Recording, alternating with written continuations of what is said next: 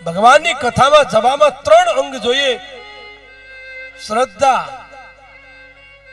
પેલી શ્રદ્ધા હોવી જોઈએ તો જ કથામાં જવું, નકર ન જવું.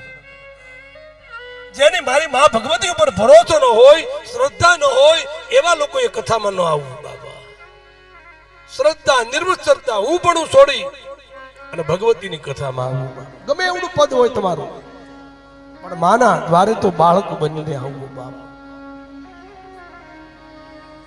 અને જિજ્ઞાસા પણ હોવું જોઈએ કે મારે મારી માં ભગવતીના ચરિત્ર જાણવા છે, મારી માનો મહિમા જાણવો છે. નારદજી કહે છે તમારું જીવન સફળ થયું.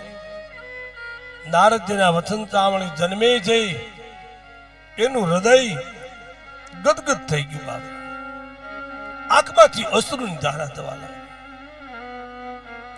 વ્યાસજીના શરણમાં પડી આ દિવસે જન્મેજી હાલોટવા લાગ્યા. જન્મેજી કહે છે હે વ્યાસજી, તમે મને આવી સુંદર કથા ન કહી હોત